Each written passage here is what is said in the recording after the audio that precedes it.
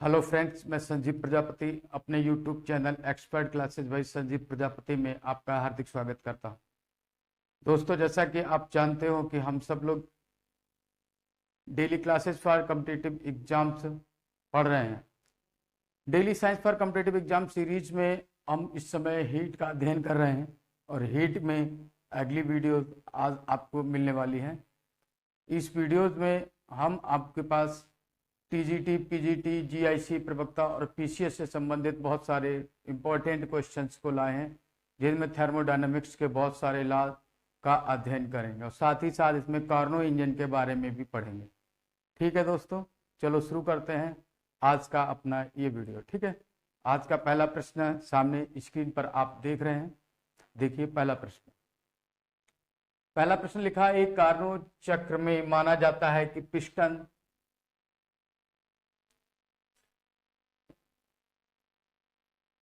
एक Karnaugh cycle होती है, उसमें माना जाता है कि पिस्टन अत्यंत धीमे गति से चल रहा है। अत्यंत धीमी गति से चल रहा है, ये कैसे पता चलता है? हम आपको बताएं, कार्नो साइकिल जो होती है उसमें क्या होता है, वो एक घर्षण के नियम पर कार्य करता है। किस पे कार्य करता है? घर्षण के नियम पर।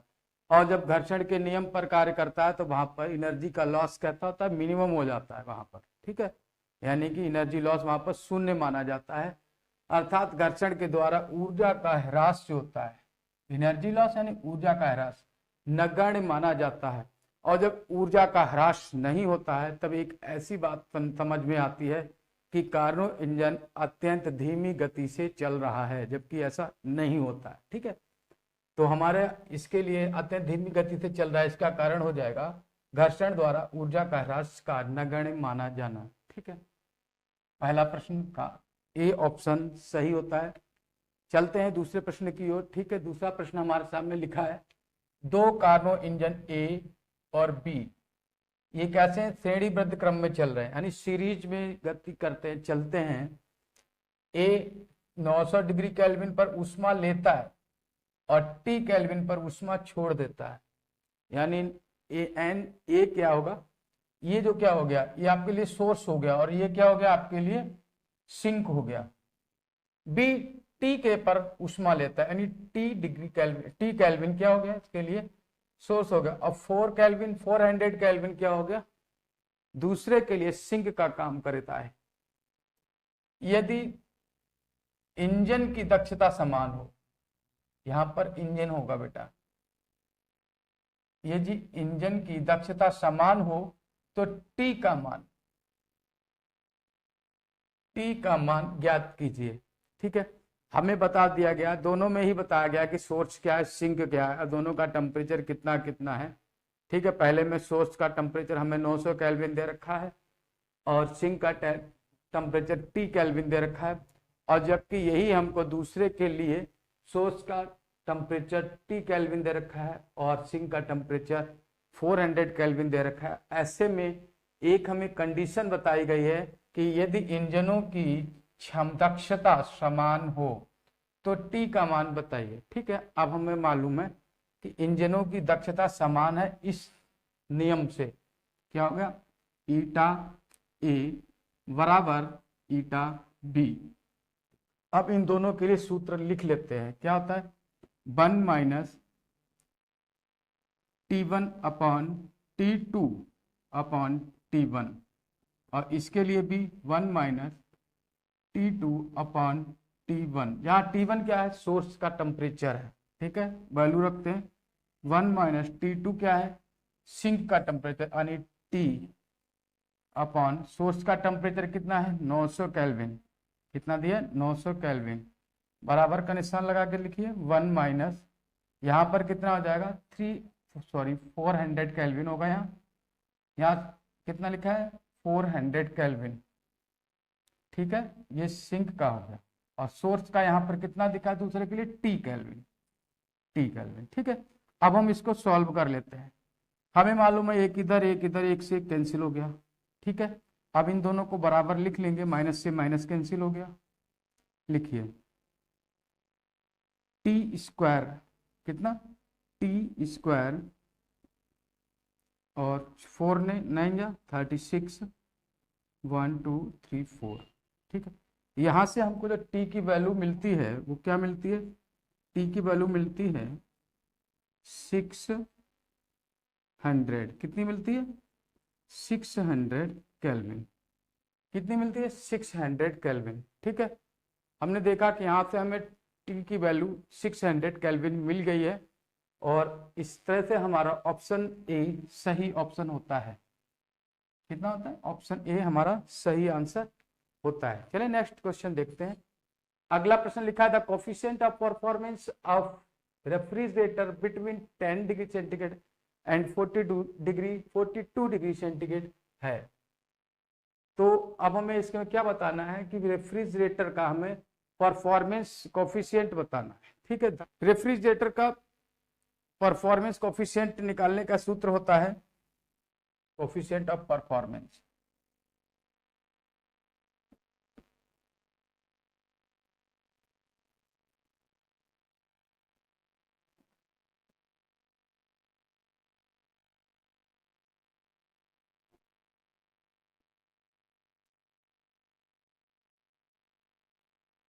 कोफिशिएंट ऑफ परफॉर्मेंस कितना होगा, इसका सूत्र होता है T2 अपॉन W, जहाँ T2 तो T2 होता है और W जो होता है वो T1 माइनस T2 हो जाता है।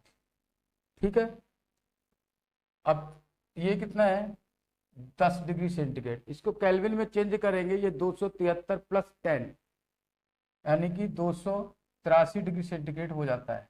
ठीक है, T2 की वैल्यू और T1 की वैल्यू 42 यानी 42 प्लस 273 ऐड करेंगे। 273 जब इसमें ऐड करेंगे 315 माइनस 283, ये वैल्यू हमको प्राप्त होती है। अब इसको सॉल्व कर लेते हैं, कितना आता है देखते हैं। 283 अपॉन 32। अब इसको सॉल्व करेंगे, जब हम इसको सॉल्व करेंगे तो हमारी कैलकुलेटिंग वैल्यू जो हमको मिलती है वो मिलती है 8.84। ठीक है ना, कोफिशिएंट हमको मिला, कितना कोफिशिएंट मिला 8.84। 8.84 हमारे ऑप्शन में बी ऑप्शन पर है। इस प्रश्न का हमारा ऑप्शन बी करेक्ट आंसर होता है। अगला प्रश्न देखते हैं। अगला प्रश्न यूपीपीसीएस 1995 में पूछा गया प्रश्न, बहुत ही अच्छा प्रश्न। लिखा है इंजनहोग के प्रयोग के अनुसार धातु की छड़ का ऊष्मीय चालकता गुणांक के और धातु की छड़ की लंबाई L है जहां तक मोम पिघलता है। इंजनहोग नियम आपने पढ़ा होगा, उसमें क्या होगा, ऊष्मीय चालकता गुणांक समानुपाती होता है किसकी, लंबाई के वर्ग के बराबर के समानुपाती होता है। ठीक है, इसको हम सॉल्व करते हैं तो कहते हैं उसमें चालकता गुणांक समानुपाती जहां तक मोम पिघलता है उसकी लंबाई के वर्ग के समानुपाती होता है, यानी L स्क्वायर के समानुपाती होता है। के बराबर कांस्टेंट लेते हैं, कोई भी L स्क्वायर लेते हैं।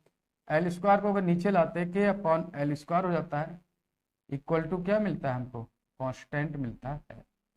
ये इसके लिए हमारा ऑप्शन कौन सा ठीक ऑप्शन होगा, K upon L square, option C is the correct answer. ठीक है मित्र, चलें अगला प्रश्न देखते हैं। अगला प्रश्न हमारे सामने है,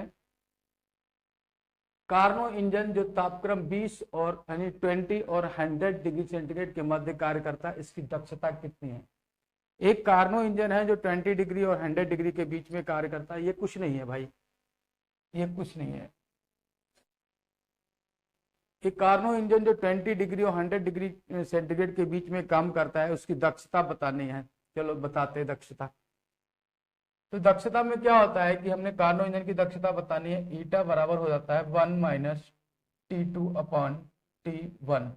T1 सोर्स का टेम्परेचर होता है और T2 किसका, सिंक का टेम्परेचर होता है। चलते हैं बताते हैं, 1 माइनस T2 क्या होता है, सिंक का टेम्परेचर यानी 20 degree centigrade, 20 plus 273 upon T1 मतलब 100 प्लस 273। इसको सॉल्व करते हैं, 1 माइनस 293 अपॉन 373। इसको सॉल्व करो, ऐसे मिलता है 373 और 373 माइनस 293। इसको सॉल्व करें 7। इसको दोस्तों जब हम सॉल्व करते हैं तब हमको मिलता है, कितना मिलता है यहाँ से, इसको सॉल्व करेंगे 80/373, और इसको जब सॉल्व करेंगे तो कैलकुलेटिंग वैल्यू हमको मिलेगी इंटू 100, यानी कि 0.214 ये वैल्यू हमको मित्र प्राप्त होती है। लेकिन हमारे आंसर में ऐसी वैल्यू लिखी हुई है, वो परसेंटेज में लिखी हुई है, इसीलिए क्या करते हैं, इसको 100 से मल्टीप्लाई कर देते हैं। परसेंटेज निकालने के लिए क्या करते हैं, 100 से मल्टीप्लाई करते हैं, यानी 100 से गुणा करोगे तो कितना मिलेगा, 21.4%। इस तरह से हमने कार्नो इंजन की दक्षता प्राप्त कर ली। कार्नो इंजन की दक्षता हम के लिए हमारा कौन सा ऑप्शन सी हो गया, ऑप्शन सी। ऑप्शन सी यहाँ पर हमको सही आंसर प्राप्त होता है। चलते हैं नेक्स्ट प्रश्न देखते हैं। अगला प्रश्न बहुत ही अच्छा प्रश्न लिखा हुआ है। एक Carnot engine takes 1000 calorie heat up at 627 degree centigrade and rejected to apart at 27 degree centigrade. The efficiency of engine is, engine की एफिशिएंसी फाइंड आउट करनी है। फिर से सेम सवाल, ठीक है। इंजन की एफिशिएंसी का सूत्र हमको याद है, 1/T1 अपॉन T2 होगा ऊपर, माइनस T2 अपॉन T1, और उसके साथ में 100 जरूर लिख लेते हैं, क्योंकि परसेंटेज में आंसर दिया हुआ है ना, परसेंटेज में आंसर दिया हुआ है। ईटा बराबर 1 माइनस T2 क्या होता है, T2 सिंक का टेम्परेचर होता है। कितना, किसका होता है, सिंक का टेम्परेचर होता है 27, यानी कि 27 प्लस 273 अपॉन, और ये कितना है 627 प्लस 273। ये 273 273 इसलिए जोड़ रहे हैं ताकि डिग्री सेंटीग्रेड को हम लोग केल्विन में चेंज कर सके, ठीक है ना। चले आगे देखते हैं। 1 माइनस, ये 273 में 27 जोड़ने पर 300 आता है, और इसको जोड़ने पर 900 आता है, ठीक है। 3 1 3 3 3 9, ठीक है ना। ये हमको कितना मिल गया, 1/3 मिल गया, और इन सब के मल्टीप्लिकेशन में कितना 100 चल रहा है, 100। आगे देखते हैं। 1 माइनस 1/3 गुणे 100, यहां से सॉल्व करते हैं, ठीक है। एक में से 1/3 जब माइनस होता है तो 2/3 बचता है, सब जानते हैं। ईटा बराबर 2/3 गुणे 100, 3 से काटेंगे 33.3, और 2 से मल्टीप्लाई करेंगे तो ईटा बराबर मिलेगा 66.6%। इस तरह से हमने अगर ऑप्शन में देखते हैं तो ऑप्शन ए हमारे लिए सही आंसर प्राप्त होता है। हमारा ऑप्शन ए ठीक आंसर हो जाता है, ठीक है, करेक्ट आंसर होता है। चलिए नेक्स्ट प्रश्न देखते हैं। अगला प्रश्न हमारे सामने फिर एक लिखा हुआ है। एक Carnot refrigerator 0 degree centigrade 100 degree centigrade के बीच में कार्य करता है। इसका कार्य गुणांक का मान कितना होगा, कार्य गुणांक का मान पूछा है, ठीक है। एक रेफ्रिजरेटर है जो 0 डिग्री सेंटीग्रेड और 100 डिग्री सेंटीग्रेड के बीच कार्य करता है, उसका कार्य गुणांक का मान पूछा गया। दोस्तों रेफ्रिजरेटर के, दोस्तों हम आपको बताएं, रेफ्रिजरेटर के कार्य गुणांक के लिए एक सूत्र यूज होता है, यानी कि कार्य गुणांक का मान अगर निकाला जाए तो कार्य गुणांक का मान निकलता है T2/W, जहाँ T2/W का मान T1 माइनस T2 होता है, और T2 की वैल्यू हमको दे रखी है 0, कितनी दे रखी है 0, तो 0 प्लस 273, यानी कि इसको 273 डिग्री सेंटीग्रेड 273 केल्विन लिख सकते हैं। T1 100 हो गया, तो ये हो गया 373 माइनस 273। इसको सॉल्व कर लेते हैं तो हमको कितना मिलता है 273/100, ठीक है।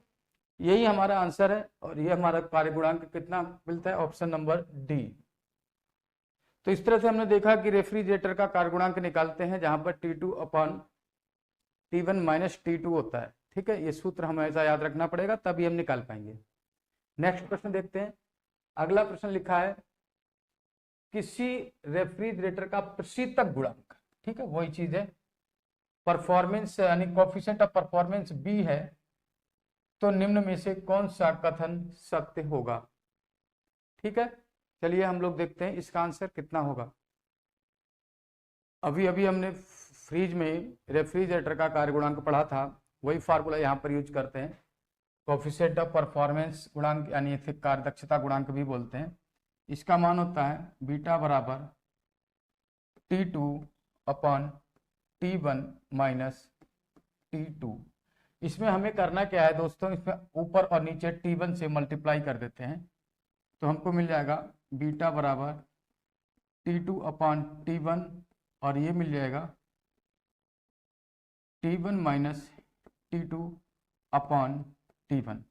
इसको जब सॉल्व करेंगे तब हमको मिलता है T2 अपॉन T1 और यहाँ पर 1 मिलेगा माइनस का T2 अपॉन T1। ठीक है, आगे देखते हैं। हम लोगों ने पढ़ा है, हम लोगों ने क्या पढ़ा है, ईटा बराबर 1 माइनस T2 अपॉन T1 पढ़ा है। ठीक है, यहाँ से अगर T2 अपॉन T1 का मान निकाला जाए, T2 अपॉन T1 का मान अगर निकाला जाए तो कितना 1 माइनस ईटा मिलता है। ये वैल्यू हमको इसमें रख देनी है, रखते हैं। तो बीटा बराबर कितना हो जाएगा 1 माइनस ईटा अपॉन 1 और माइनस 1 प्लस ईटा। ये वैल्यू हमको यहाँ पे बीटा की ये वैल्यू फाइंड आउट हो जाती है, मिल जाती है। 1 से 1 जब कैंसिल करते हैं तो बीटा का अंतिम मान हमको मिलता है 1 माइनस ईटा अपॉन ईटा। ये हमें रेफ्रिजरेटर का कोफिशिएंट परफॉर्मेंस मिल जाता है, जिसको बीटा या बी से सो प्रदर्शित करते हैं। ठीक है, इसकी वैल्यू कहाँ लिखी हुई है, ऑप्शन नंबर ए में, ए नहीं है, बी नहीं है, option C 1 minus eta upon eta यानी एन लिखा हुआ है। ठीक है, यहाँ पर हमारा ऑप्शन कौन सा सही होता है, ऑप्शन सी ऑप्शन सही आंसर होता है। चलते हम लोग नेक्स्ट प्रश्न देखते हैं। अगला प्रश्न लिखा है कार्नो इंजन में सम्मिलित होता है। दोस्तों कार्नो साइकिल होती है, कार्नो इंजन होती है, वो कार्य करता है। ठीक है, कैसे कार्य करता है, उसमें लिखा हुआ सम्मिलित होता है। उसमें क्या क्या सम्मिलित होता है हम आपको बताते हैं। लिखा है 2 नियत आयतन और 2 उत्क्रमणीय रुद्धोष्म प्रक्रम। आपको मालूम है कार्नो साइकिल ऐसे लिख बनाते हैं ना, कार्नो साइकिल ऐसे लिख बनाएंगे कार्नो साइकिल। ये कार्नो साइकिल का चित्र होता है, 2 साइड में समतापीय, एक साइड में समतापीय इधर होता है, एक साइड में समतापीय इधर होता है।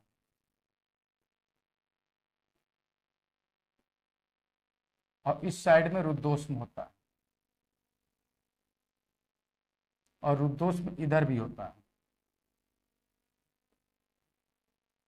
एक ये साइड रुद्धोष्म होती है, ये समतापीय होते हैं। तो हमने देखा इसमें एक ही प्रोसेस में 2 बार में समतापी और 2 बार में रुद्धोष्म प्रक्रम पूरा होता है। तो देखेंगे 2 समतापी और 2 उत्क्रमणीय रुद्धोष्म प्रक्रम, बिल्कुल सही बात है। अगला देखते हैं 2 नियत दाब और 2 उत्क्रमणीय रुद्धोष्म प्रक्रम। नियत दाब कहीं नहीं आता है। और उसमें लिखा है 1 नियत आयतन, लिखा है 1 नियत आयतन, 1 नियत दाब और 3 चीजें नहीं, इसमें 2 ही चीजें होती है। इस तरह से हमने देखा कि हमारा ऑप्शन बी सही आंसर होता है कि इसमें 2 समतापी हैं, 1 और 1 2, और इसमें 2 ही हमारे उत्क्रमणीय रुद्धोष्म प्रक्रम है, 1 और 1 2। ठीक है, चले हम लोग अगला प्रश्न देखते हैं। अगला प्रश्न हमारे सामने लिखा हुआ है, एक कार्नो इंजन है जो 127 डिग्री और 27 डिग्री सेंटीग्रेड के मध्य कार्य करता है। इसकी दक्षता प्राप्त करनी है, बतानी है कितनी दक्षता होती है। दक्षता का मान देखते हैं। ईटा बराबर हमने मालूम है कार्नो इंजन की ईटा की दक्षता, ईटा बराबर 1 माइनस T2 अपॉन T1। इसको सॉल्व करेंगे 1 माइनस T2 कितना होगा, T2 हमने आपको बताया सिंक का टेम्परेचर T2 होता है और T1 हमेशा सोर्स का टेम्परेचर लेते हैं। और कभी कभी हम लोगों को कंफ्यूजन होता है कि सर कौन सा T1 होता है कौन सा T2 होता है, यानी सिंक का टेम्परेचर कौन सा होता है, सोर्स का टेम्परेचर कौन सा होता है। हम सभी जानते हैं कि उसमें अधिक ताप वाली वस्तु से कम ताप वाली वस्तु की ओर चलती है। हम सबको मालूम है ये बात, तो हमको पता होना चाहिए कि जो सोर्स का टेम्परेचर होता है वो हमेशा अधिक होता है। कैसा होता है, अधिक होता है। जो अधिक वैल्यू है वो हमेशा T1 होती है। कितनी होती है? T1 होती है। T2 का कितना लिखेंगे? 273 प्लस 27, और यहाँ लिखेंगे 273 प्लस 127। इसको सॉल्व कर लेंगे, 1 माइनस ये कितना हो जाएगा? 300, और ये कितना हो जाएगा? 400। 0 से 0 कैंसिल, 3/4, 1 माइनस 3/4। अब ये ईटा का मान निकाल रहे हैं हम लोग। किसका? ईटा का मान। तो ईटा का मान अब हमें कितना मिल जाएगा यहाँ पर? 1 माइनस 3/4 है, तो आगे 1/4 मिल जाएगा, 1/4। और 1/4 को जब हम सॉल्व करते हैं तो हमारी वैल्यू मिलती है ईटा बराबर 0.25। कितनी मिलती है? 0.25। 0.25 कोई वैल्यू दिखी हुई है? 0.25 ये मिल जाएगा। ऑप्शन डी हमारे इस प्रश्न का सही आंसर होगा, ऑप्शन डी 0.25। अगला प्रश्न फिर यूपीपीसीएस 1997 में आया हुआ प्रश्न है। ये बहुत सारे अच्छे अच्छे प्रश्न हैं मित्र। यही प्रश्न टीजीटी पीजीटी के एग्जाम में पूछे जाते हैं, यही एलटी ग्रेड के एग्जाम में पूछे जाते हैं, यही प्रश्न होते हैं जो आईआईटी नीट के एग्जाम में पूछे जाते हैं, जीआईसी प्रवक्ता के एग्जाम में पूछे जाते हैं। तो अपने सब्जेक्ट पर कमांड करना बहुत जरूरी है, क्योंकि हमें बहुत अच्छी परफॉर्मेंस देनी है, तो हमें अच्छी पढ़ाई करनी पड़ेगी। हमें छोटे छोटे प्रश्न हैं, इनको नजरअंदाज नहीं किया जा सकता। देखते हैं, लिखा है एक ऊष्मा इंजन की दक्षता बढ़ाने के लिए क्या कर सकते हैं। बहुत अच्छी सी बात पूछी गई है भाई। हम आपको बताएं, इस प्रश्न में हमारे पास जो इंजन की दक्षता बढ़ाने की बात कही गई है, हम इंजन की दक्षता कैसे बढ़ाते हैं, इसका फॉर्मूला होता है ईटा बराबर 1 माइनस T2/T1। अब हम देखते हैं कि यहाँ पे T2/T1 वो वैल्यू है जो 1 में से माइनस की जा रही है। जो कहाँ से? 1 में से माइनस की जा रही है। जब इसको 1 में से माइनस करते हैं और ईटा का मान हमको बढ़ाना है, तो T1 अपॉन में है, रिवर्स में है। T1 कैसा? रिवर्स में। तो इसकी वैल्यू को कैसा करना पड़ेगा? T1 की वैल्यू को बढ़ाना पड़ता है। T1 की वैल्यू कैसा? बढ़ाना पड़ेगा, तभी ये वैल्यू कम हो जाएगी। और T2 की वैल्यू को कम करना पड़ेगा, तभी ये वैल्यू कम हो जाएगी। यानी कि T1 की वैल्यू को प्लस करना पड़ेगा, बढ़ाना पड़ेगा, और T2 की वैल्यू को हमेशा कम करना पड़ेगा। ठीक है ना? तो इसको लिखने की जरूरत नहीं है। जो चीज नीचे है उसको बढ़ा दो और ऊपर वाली चीज को कम कर दो, तो ऑलरेडी क्या होगा, हमारा जो कोफिशिएंट है, यानी जो हमारा दक्षता गुणांक है, दक्षता का मान है, इंजन की दक्षता है, वो कहते हो कि बढ़ जाएगी। यानी T1 को बढ़ाना है, T2 को घटाना है। T1 मस्ट बी लोएस्ट, यानी T1 को घटाना है, गलत। T2 को बढ़ाना है, ये भी गलत। T1 और T2 दोनों को बढ़ाना है, ये भी गलत हो गया। ये क्या लिखा? T1 को बढ़ाना, T2 को घटाना है, जहां T1 T2 ऊष्मा का स्रोत और सिंक। बिल्कुल सही, यही आंसर है। ठीक है, चलें अब हम देखो, कार्नो इंजन से संबंधित बहुत सारे प्रश्न हैं। कई सारे एग्जाम्स में कोई ना कोई प्रश्न जरूर पूछ लिया जाता है, इसीलिए इसको नजरअंदाज ना करें और मन से पढ़ें। ठीक है, यही प्रश्न है, यही फॉर्मूला लगता है कई जगह। आप चलते हैं, अगला प्रश्न देखते हैं। अगला प्रश्न हमारे सामने लिखा है, कार्नो इंजन, एक Carnot engine takes 3000 kilo calorie. ये ध्यान रखिएगा, kilo calorie heat from a reservoir 627 degree centigrade after doing the work is applied to sink 27 degree centigrade then work done by the engine. कार्य कितना किया जाता है engine के द्वारा, ये हमें बताना है। ठीक है, अब हम कैसे बताएंगे इसको? जूल में कन्वर्ट करके बताएंगे। सबसे पहले हमें क्या मालूम चाहिए? दक्षता मालूम होनी चाहिए, इंजन की दक्षता प्राप्त करनी चाहिए। चलो निकालते हैं। इसमें क्या करना है हमको? कार्य पूछा गया, then work done by the engine. तो यहाँ पर होगा W बराबर जो ऊर्जा दी जाती है Q इंटू ईटा, यानी कि इंजन की दक्षता। अब Q का मान कितना दिया? 3000, यानी 3000। अब 3000 के लिए यहाँ पे 3000 ऐसे लिख दिया है। ये तो कैलोरी में लिखा है ना, और साथ में किलो कैलोरी लिखा है। जब किलो कैलोरी लिखा है तो 10⁻³ भी लिखना पड़ेगा। ठीक है ना? और इसको कैलोरी में है, इसको अगर जूल में चेंज करेंगे 4.2 जूल भी लिखना पड़ेगा। और इसके साथ में क्या करेंगे? ईटा का मान निकालेंगे। क्या निकालेंगे? ईटा का मान। ईटा का मान निकाले 1 माइनस T2/T1। ये सब लोग जानते हैं, ऐसे होता है। ठीक है, ये कितना हो जाएगा? 3 इंटू 4.2 इंटू 10⁶ हो जाएगा। 3 और 1 2 3 3 3 6, ठीक है। और इसको सॉल्व कर लेंगे। 1 माइनस T2 की वैल्यू कितनी आ जाएगी, T2 की वैल्यू जाएगी 300 और इसकी वैल्यू कितनी हो जाएगी, ये कितना है 627 900 कितनी हो जाएगी 900। सॉल्व करोगे 3 3 9, ठीक है। अब इसको सॉल्व करें कितना आ जाएगा 3 इंटू 4.2 इंटू 10⁶ और ये कितना हो गया 1 माइनस 1/3 तो हो गया, तो इसको कितना माइनस मिलेगा 2/3 मिलेगा और 3 से 3 कैंसिल हो जाएगा, ठीक है। 4.2 को क्या लिख सकते हैं हम 4.2 इंटू 2 यानी 4.2 को 2 से गुणा करोगे 8.4 इंटू 10⁶ जूल, ये कार्य मिलेगा, ठीक है। ये कार्य मिलेगा 8.4 इंटू 10⁶ जूल, ठीक है। इस तरह से हमारा ऑप्शन डिग्री जूल, ये डिग्री नहीं होता है, ठीक है। 8.4 10⁶ जूल, ये 6 जूल है, ठीक है। ये आंसर हमारा सी ऑप्शन करेक्ट आंसर हो जाता है। चलिए हम लोग नेक्स्ट प्रश्न पर अगला प्रश्न देखते हैं। अगला प्रश्न लिखा हुआ है temperature of source and sink is of a Carnot engine is this respectively efficiency of the engine is. हमको किसी कार्नोट इंजन की सिंक और सोर्स के टेम्परेचर दे दिए गए हैं और हमसे दक्षता पूछी गई है। हम देखते हैं दक्षता कैसे निकालते हैं। ईटा बराबर 1 minus T2 upon T1। T1 क्या है, ये T1 सोर्स का टेम्परेचर है, किसका है सोर्स का टेम्परेचर है T1, ठीक है। अब देखो सॉल्व करते हैं, इनकी जो केल्विन में रखना है 1 माइनस, और केल्विन में हमें दिया हुआ है सोर्स का टेम्परेचर नीचे आएगा, ठीक है। तो ऊपर कितना होगा 300/400, 0 से 0 कैंसिल, ठीक है। सॉल्व कर लो 1 माइनस 3/4 है, 1 में से 3/4 घटाना है तो 1/4 बचेगा ना, कितना बचेगा 1/4 और साथ में आंसर परसेंटेज में लिखा हुआ है तो इसको क्या करेंगे मल्टीप्लाई कर देंगे, कितने से 100 से, इसको 100 से मल्टीप्लाई करेंगे। अब सॉल्व कर लो, 4 से डिवाइड करेंगे कितना 25 बराबर कितना होगा 25%। आंसर कितना आया 25%।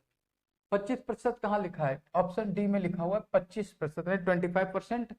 ये हमारा करेक्ट आंसर हो गया। ये प्रश्न पूछा कब गया था, प्रवक्ता एग्जाम 2002 का प्रश्न है, ठीक है। चले नेक्स्ट प्रश्न देखते हैं। अगला प्रश्न हमारे सामने है कार्नोट इंजन की दक्षता कार्नोट प्रशीतक का कार्यशीलता गुणांक में संबंध। कार्नोट इंजन की दक्षता और कार्नोट प्रशीतक यानी प्रशीतक का मतलब होता है रेफ्रिजरेटर के कार्य गुणांक में संबंध क्या है, इस संबंध हमको बताना है, ठीक है। हम लोग जानते हैं कार्य गुणांक जो पूछा गया था कार्नोट इंजन प्रशीतक का कार्यशीलता गुणांक, इसको कैसे प्रदर्शित करते हैं, और के बराबर होता है 1 माइनस ई अपॉन ई, जहां ई क्या है ये कार्नोट इंजन की दक्षता को प्रदर्शित करता है। अब इसको क्या करते हैं, हम इसको क्रॉस मल्टीप्लिकेशन कर लेते हैं तो के ई इक्वल टू 1 माइनस ई प्राप्त होता है। ई को जब इधर लाएंगे तो हमको कितना मिलेगा ई प्लस के ई इक्वल टू 1 प्राप्त होता है, ठीक है। अब यहां से ई की वैल्यू को अगर कॉमन ले लिया जाए तो 1 प्लस के इक्वल टू 1 मिलता है और ई बराबर हो जाएगा 1 अपॉन 1 प्लस के। तो ये जो सूत्र है ये क्या करता है, इंजन की दक्षता और प्रशीतक के कार्यशीलता गुणांक के बराबर होता है, एक संबंध को प्रदर्शित करता है। इस संबंध को ये कहां लिखा हुआ है, ऑप्शन ए, ऑप्शन ए यह 1 अपॉन 1 प्लस के लिख चाहिए। ऑप्शन बी, ऑप्शन बी हमारा सही आंसर होता है, देखा ना 1 प्लस के, ठीक है। इस सवाल का हमारा सही आंसर होता है ऑप्शन बी। चलते हम लोग नेक्स्ट प्रश्न की ओर। नेक्स्ट प्रश्न हमारे सामने है प्रवक्ता एग्जाम 2011 में पूछा गया प्रश्न, the thermodynamics scale of temperature is based on, ये किस पर डिपेंड करता है, उष्मा गति का मापक्रम किस पर डिपेंड करता है, हम आपको बताएं आपने देखा होगा कार्नो इंजन में क्या होता है कि हीट जो होती है सोर्स से सिंक की तरफ जाती है, तो ऊष्मागतिकी के जो भी नियम है वो कार्नोट इंजन पर डिपेंड करते हैं। किस पर डिपेंड करते हैं? कार्नो इंजन पर। यहाँ पर लिखा ना गैस के प्रसार पर, ऐसा नहीं है। जो ऊष्मागतिकी के नियम बने हुए हैं, गति के संबंधित नियम, वो ऐसे नहीं बने हैं। गैस के दाब के परिवर्तन के आधार पर ऐसा भी नहीं है, भाप के दाब के परिवर्तन के आधार पर ये भी नहीं है। कार्नो इंजन के आधार पर, कार्नो इंजन का जो वो क्या कहते हैं ना, सिद्धांत पर कार्य करता है। कार्नो इंजन के सिद्धांत पर कार्य करते हैं कौन? ऊष्मागतिकी के मापक्रम। चलते हैं अगला प्रश्न देखते हैं। कार्नो चक्र है। अब कार्नो चक्र में क्या होता है ये हमें बताना है। कार्नो चक्र में क्या है? कार्नो चक्र है, क्या है कार्नो चक्र? कार्नो चक्र एक उत्क्रमणीय होता है या अनुत्क्रमणीय होता है, या दोनों ही होता है या नहीं होता? कार्नो चक्र में ऐसे बनाया था, अभी हमने थोड़ी देर पहले ये कार्नो चक्र बनाया था। यहां से प्रोसीजर शुरू होता है, यहां जाता है, यहां जाता है, फिर वापस यहीं पर आ जाता है। इस कार्नो साइकिल में हमने देखा कि जो कार्नो साइकिल चल रही है ये कहता है ये उत्क्रमणीय है, अनुत्क्रमणीय नहीं है। इसको वापस हम फिर वहीं पर आ जाते हैं, फिर दोबारा वहीं से शुरू करके फिर वहीं वापस आ जाते हैं सेम पोजीशन पर। तो ये कैसा हो गया? प्रोसीजर उत्क्रमणीय हो गया। कैसा हो गया? ये उत्क्रमणीय हो गया। ठीक है, इसमें कार्नो साइकिल में क्या हो गया? किसी भी प्रोसेस की जो आंतरिक ऊर्जा जो है, निकाय की आंतरिक ऊर्जा का मान सदैव और सदैव स्थिर रहता है, यानी वो अपरिवर्तित रहता है। ठीक है, चलो नेक्स्ट प्रश्न देखते हैं। अगला प्रश्न हमारे सामने लिखा हुआ है, प्रवक्ता 2011 में पूछा गया है, जीआईसी में लिखा है कार्नो इंजन 100 डिग्री सेंटीग्रेड और 0 डिग्री सेंटीग्रेड के बीच कार्य करता है। तो हमको इसकी क्षमता बतानी है। क्षमता बोले तो दक्षता बतानी है, इफिशियंसी, इफिशियंसी बतानी है। इसको क्षमता लिखा हुआ है, दक्षता होना चाहिए था। ठीक है, निकालते हैं, फिर से वही बात करते हैं। परसेंटेज में लिखा है तो परसेंटेज में निकालेंगे। ईटा बराबर होगा 1 minus T2 upon T1 into 100। ठीक है, चले, ईटा बराबर 1 माइनस T2 का मान कितना होगा? 0 डिग्री सेंटीग्रेड पे, यानी 273। ये कितना होगा? 373 इंटू 100। सॉल्व करेंगे इसको। चलिए इसको सॉल्व करते हैं, देखते हैं कितना आता है। इसका आएगा 1 माइनस 0.731 इंटू 100, और ईटा बराबर यहाँ से माइनस करने पर हमको मिलता है 0.268 इंटू 100 से मल्टीप्लाई करेंगे तो ईटा की वैल्यू हमको मिलती है 26.8%। ये जो वैल्यू हमको मिलती है, इंजन की दक्षता का मान प्राप्त हो जाता है। ठीक है, 26.8, 36.6, 37.3, 73, जो है 26.8%। ठीक है, ये हमारे इस प्रश्न का आंसर सी ऑप्शन। नेक्स्ट प्रश्न देखते हैं। अगला प्रश्न लिखा, समतापीय अवस्था में आदर्श गैस को दी गई ऊष्मा काम आती है। समतापीय अवस्था समझते हो ना क्या होता है? समतापीय अवस्था का मतलब होता है किसी भी निकाय में जो ऊष्मा में जो वृद्धि होती है वो तुरंत बाहर हो जाए, यानी ताप समान बना रहे पूरे प्रोसेस में। ठीक है, और ऊष्मा में अगर कमी आती है तो बाहर से ऊष्मा लेकर उस कमी को पूरा किया जा सके, यानी कि ताप का मान स्थिर रखा जा सके। ठीक है, तो क्या ताप बढ़ाने के काम आती है? नहीं जी। बाह्य कार्य करने के काम आती है? हो सकता है। ताप बढ़ाने और बाह्य कार्य करने दोनों काम आती है? नहीं। आंतरिक ऊर्जा में वृद्धि, कैसे आंतरिक ऊर्जा में वृद्धि करोगे? टेम्परेचर बढ़ जाएगा प्रोसेस का। ठीक है, ऐसा नहीं करना है, हमें टेम्परेचर मेंटेन करके रखना है। ऑप्शन बी करेक्ट आंसर होगा। ठीक है, बाह्य कार्य करने के काम आती है। आई बात समझ में? नेक्स्ट प्रश्न देखते हैं। चले, अगला प्रश्न हमारे सामने लिखा है, ऊष्मागतिकी के तीसरे नियम के अनुसार जीआईसी प्रवक्ता 2004 का ds बराबर dq ओवर t। ठीक है, ये ऊष्मागतिकी का तृतीय नियम है जो एंट्रोपी को परिभाषित करता है। ठीक है, इसमें कहता है परम शून्य तापमान पर सिस्टम की एंट्रोपी शून्य होती है। जब परम शून्य तापमान जब होता है, ये परम शून्य हो जाएगा तो एंट्रोपी शून्य हो जाएगी। जब किसी भी चीज को 0 से अगर हम डिवाइड करेंगे तो कितना होगा? परम शून्य ताप प्राप्त हो जाएगा। ठीक है, यानी कहता होगा परम शून्य ताप पर सिस्टम की एंट्रोपी शून्य हो जाएगी। ये सही है। परम शून्य ताप का मान प्रणाली की गर्मी की क्षमता शून्य है, बिल्कुल सही है। सिस्टम का वॉल्यूम विस्तार गुणांक भी शून्य हो जाता है। ठीक है, तो ये भी सही है, यानी कि उपरोक्त सभी सही है। ऑप्शन नंबर डी हमारा करेक्ट आंसर होगा। ठीक है, चलिए हम लोग अगले प्रश्न पर। अगला प्रश्न हमारे पास लिखा, ये देखिए, ये कुछ देखते ही ये प्रश्न इसमें लिखा हुआ है, निम्न में वह चर जो ऊष्मागतिकीय चर नहीं है, यानी कि थर्मोडायनामिक्स में कौन सा वेरिएबल यूज नहीं होता। आंतरिक ऊर्जा यूज होती है, टेम्परेचर यूज होता है, एंट्रोपी यूज होती है। हमने कई बार पढ़ा है डी क्यू बराबर टी डी एस, पढ़ा ना, क्यू बराबर टी डी एस पढ़ा ना, जो एंट्रोपी को प्रदर्शित करता है। डी एस बराबर टी डी क्यू पढ़ा है, डी एस बराबर होता है हमारा डी क्यू अपॉन टी पढ़ा है। ठीक है, यही तो है ये। यहाँ पे टेम्परेचर भी है, ठीक है, आंतरिक ऊर्जा हमने उसमें पढ़ी है, Q बराबर U प्लस W में। ठीक है, इस तरह से हमने क्या क्या पढ़ लिया, एंट्रोपी पढ़ ली, आंतरिक ऊर्जा पढ़ लिया, टेम्परेचर, लेकिन ऊष्मा कहीं नहीं पढ़ा। ठीक है, ऊष्मा कहीं नहीं पढ़ा। ऊष्मा की जो फॉर्म ऑफ एनर्जी, वो ऊर्जा का रूप है, और ऊर्जा कहीं पर इस तरह से यूज नहीं होती। ऊष्मागतिकीय चर में ऊर्जा का यानी ऊष्मा का कोई उपयोग नहीं होता, इसीलिए हमारा जो करेक्ट आंसर होगा सी ऑप्शन सही आंसर होगा। नेक्स्ट प्रश्न देखते हैं। अगला प्रश्न है हमारे पास, यदि निकाय ए अलग अलग, अब देखिए कितना अच्छा है, यदि कोई निकाय ए अलग अलग बी और सी के निकाय के साथ ऊष्मीय संतुलन में है, तो और बी सी आपस में ऊष्मीय संतुलन में होंगे। ये किसका, ये कथन ऊष्मागतिकी का कथन है, कौन से नियम का कथन है मालूम है आपको? ये किसने बताया? यहाँ से ताप की अवधारणा भी दी गई थी। ये ऊष्मा का जीरोथ लॉ यानी शून्यवा नियम है। ये क्या है? ये हमारा शून्यवा नियम हो गया ऊष्मागतिकी का। चलते हैं अगला प्रश्न देखते हैं। अगला प्रश्न लिखा है, ऊष्मागतिकी के प्रथम नियम को मान्य संकेतों में निम्न प्रकार लिखा जाता है। हम बताएं ऊष्मागतिकी का प्रथम नियम कैसे लिखा जाता है। वहां लिखा जाता है डी क्यू बराबर D U plus D W, और हम जानते हैं कि डी डब्ल्यू बराबर कितना था, दाब इंटू डी वी, यानी कि वॉल्यूम में चेंज के बराबर होता है, के मल्टीप्लीकेशन के बराबर होता है।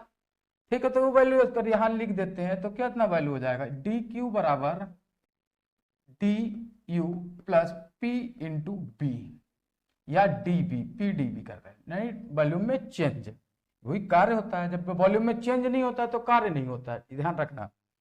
ठीक है, ये ऑप्शन हमें ढूंढना है। ये कहाँ लिखा है? ये ऑप्शन सी, क्या लिखा? Option C. आप कहोगे सर ये भी तो सही है, लेकिन ये नहीं, इंटरनल एनर्जी इधर नहीं आता भाई, इधर आएगा तो माइनस में, इधर माइनस में पहुंच जाएगा। डी क्यू बराबर डी यू होता है। ठीक है, चलिए नेक्स्ट प्रश्न देखें।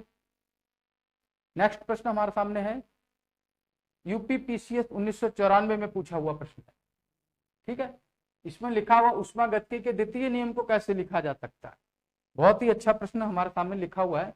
ऊष्मागतिकी के द्वितीय नियम को का समीकरण जो होता है वो क्या है, वो पूछा गया। ऊष्मागतिकी के द्वितीय नियम का समीकरण होता है डी क्यू बराबर टी डी एस लिखते हैं। देखो हमें पता ना, अभी पता था डी एस बराबर होता है डी क्यू अपॉन टी। इसको कैसे लिख सकते हैं, डी क्यू बराबर टी इंटू डी एस। ये हमारा हो गया ऊष्मागतिकी का द्वितीय नियम। कौन सा हो गया? ऊष्मागतिकी का द्वितीय नियम। इस यहां पर हमारा सही ऑप्शन कौन सा हो जाएगा? बी ऑप्शन सही आंसर होगा। ठीक है, चले हम लोग अगला प्रश्न देखते हैं। अगला प्रश्न हम देखते हैं, लिखा है first law of thermodynamics is special case of. ऊष्मा का जो थर्मोडायनामिक्स का यानी ऊष्मागतिकी का जो प्रथम नियम है वो किसका स्पेशल केस है? चार्ल्स के नियम का स्पेशल केस नहीं हो सकता, वेल के नियम का स्पेशल केस नहीं हो सकता, लॉ ऑफ कंजर्वेशन मास का, इस पर ये मास पास छोड़ो यार, लिखा है ना law of conservation of energy, ये ऊर्जा के संरक्षण का नियम पर आधारित होता है। किसका? ऊर्जा संरक्षण के नियम का एक स्पेशल केस होता है। ठीक है, विशेष परिस्थितियां होती है। ठीक है, चलें अगला लिखा है ऊष्मागतिकी का प्रथम नियम। कितना अच्छा प्रश्न है, लिखा है ऊष्मागतिकी का प्रथम नियम एक ऐसा कथन है जिसमें निहित भाव है कि किसी निकाय में क्या होता है। देखो, ऊर्जा का संरक्षण होता है, ताप अपरिवर्तित रहता है, ठीक है। समस्त कार्य यांत्रिक होता है, ना तो ऊष्मा का प्रवेश होता है ना ही निगमन होता है। प्रथम नियम क्या होता है, डी क्यू बराबर, हम लिख लेते हैं डी क्यू बराबर D U plus D W लिख लो या पी इंटू बी लिख लो। तो यहाँ क्या होता है, ऊर्जा का संरक्षण का काम होता है। क्या होता है, ऊर्जा का संरक्षण का काम होता है। ठीक है, लिखे।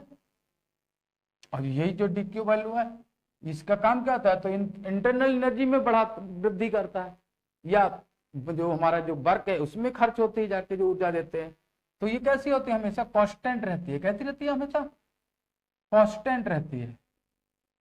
तो ये क्या होता है, ऊर्जा का संरक्षण हो गया। यहाँ पर क्या होता है, ऊर्जा संरक्षित हो गई। ऑप्शन ए हमारा करेक्ट आंसर हो गया। ठीक है, ताप में परिवर्तित कर देगा तो काम कहाँ से हो रहा है, समस्त कार्य यांत्रिक कार्य, ऐसा नहीं है। ऊष्मा का प्रवेश, ना ऊष्मा का प्रवेश हो ना ही निर्गमन, ऐसा कुछ नहीं है। ठीक है, ऑप्शन ए हमारे आज के प्रश्न का सही आंसर हो गया। मित्रों, इस तरह से हमने आज जीआईसी प्रवक्ता के बहुत सारे प्रश्न किए, पीसीएस एग्जाम्स के बहुत सारे क्वेश्चन किए।